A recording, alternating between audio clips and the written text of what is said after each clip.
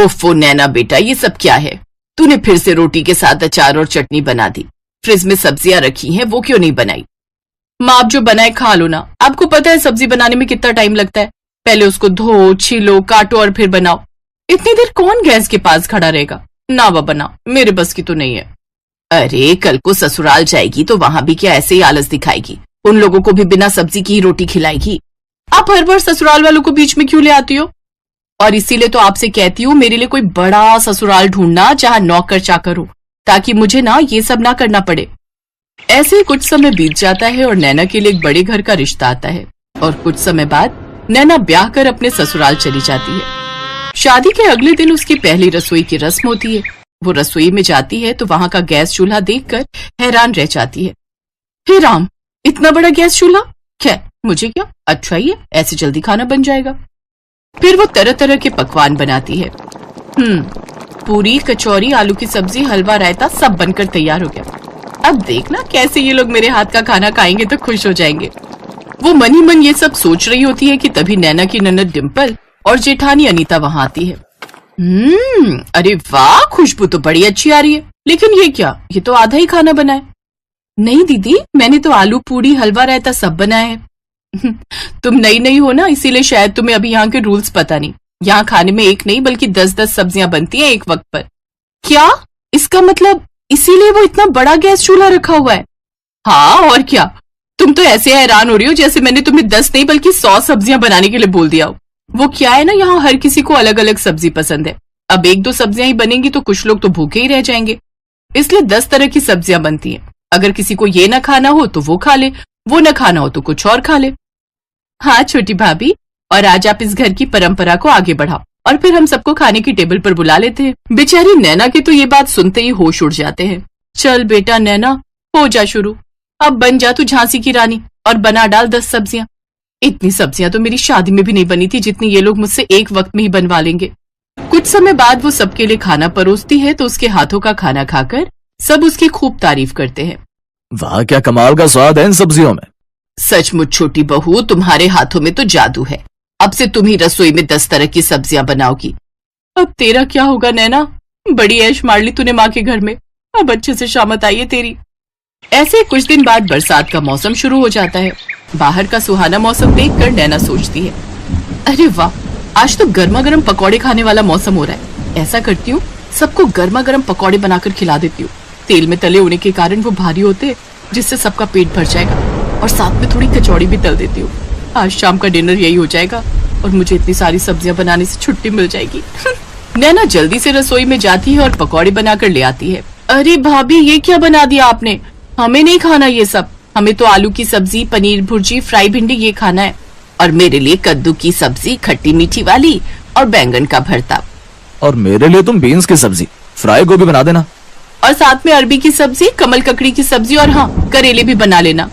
हे भगवान, इन लोगों में अक्ल नाम की चीज है कि नहीं। बारिश के मौसम में जहाँ सब इस तरह का चटपटा खाना खाने को तरसते हैं, तो वही इन लोगों को अभी भी 10 तरह की सब्जी खानी है। हे भगवान, ये कहाँ आकर फंस गई मैं।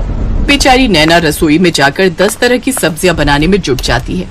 ये लो, ससुराल में मेरी पहली बारिश है, मुझे इसके मजे लेने चाहिए। तो मुझे छोड़कर सारे घर वाले बारिश के मजे ले रहे हैं और मैं यहाँ चूल्हे के पास खड़े होकर जल रही हूँ। गलती भी मेरी है जो पहले ही दिन इन्हें अच्छा खाना बनाकर खिला दिया।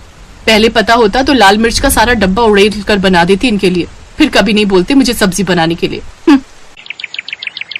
गुस्से में नैना खाना बना रही थी कि तभी सब्जी का गर्म गर्म छींटा उसकी आंख में लगता है। मेरी माँ।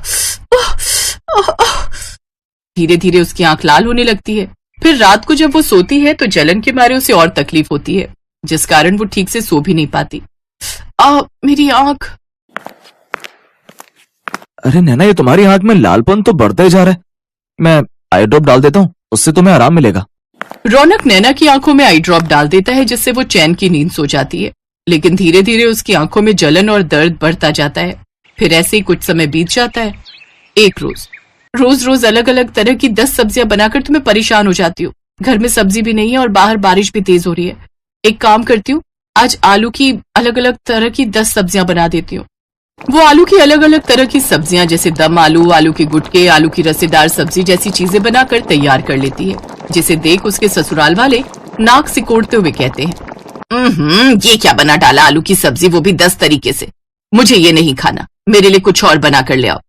लेकिन माँ जी आज घर में सब्जी खत्म हो गई थी, बाहर कल रात से लगातार बारिश हो रही है, इसलिए लेने भी नहीं जा सके।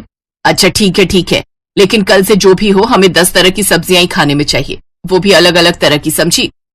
अपनी सास की बात सुनकर नैना को गुस्सा तो बहुत आता है, लेकिन फिर वो चुप रह जाती है। ऐसे ही 2 दिन और बीत जाते हैं। एक रोज, उफ, सुबह से आंख में दर्द हो रहा है, लेकिन इससे मेरे ससुराल वालों को क्या, उन्हें तो बस 10 सब्जियां खाने से मतलब है। हॉस्पिटल भी नहीं जा सकती, नहीं तो इनके लिए 10-10 सब्जियां कौन बनाएगा। मुझे तो लगता है मैं एक दिन 10 सब्जियां बनाते बनाते भगवान के पास पहुंच जाऊंगी। जैसे तैसे वो सब्जियां बनाती है, लेकिन एक आंख से ठीक से ना दिखने के कारण उससे या तो कोई सब्जी जल जाती या किसी में नमक मिर्च तेज हो जाता। लेकिन उसके ससुराल वाले उसका दुख समझने की बजाय सब्जी बनाने के लिए उसी को 10 तरह की बातें सुना देते हैं। लेकिन उसके पति से उसका ये दुख देखा नहीं जाता और वो उसे हॉस्पिटल लेकर जाता है, जहां डॉक्टर उसका चेकअप करके कहते हैं, देखिए इनकी आंख में किसी गर्म चीज का छींटा चला गया, जिस वजह से इनका आधा कॉर्निया डैमेज हो गया। हमें जल्द ही इनका ऑपरेशन करना होगा, नहीं तो इनको पूरी तरह दिखना बंद हो जाएगा इस आंख से। अगले दिन ऑपरेशन की अपॉइंटमेंट मिलने के बाद वो उसे लेकर घर आ जाता है, जहां उसकी जेठानी उससे कहती है, आज तो तुमने जैसे भी बेकार सब्जियां बना दी, लेकिन कल 10 तरह की अच्छी सब्जियां बना लेना, क्योंकि कल घर में मेरे मायके वाले आ रहे हैं। अब बस भी करो आप सब, मेरे घर में जितना मर्जी सब्जियां बनाओ, लेकिन अकेले एक इंसान से नहीं बल्कि पूरे परिवार मिलकर। आपको पता है सब्जी का छींटा जाने से इसकी आधी आंख खराब हो गई है। फिर अगले दिन वो उसे ऑपरेशन के लिए ले जाते हैं, जहां उसका सफल इलाज होता है और उसे पूरी तरह दिखना शुरू हो जाता है। 3 दिन बाद वो घर आती है तो उसकी सास उससे, हमें माफ कर दे छोटी बहू, तेरे आने से पहले हमने नौकर रखा हुआ था, लेकिन 10 सब्जियों से परेशान होकर वो भी भाग ही गया।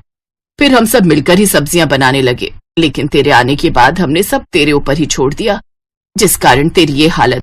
लेकिन अब से तू अकेले काम नहीं करेगी, बल्कि हम सब भी तेरी मदद करेंगे।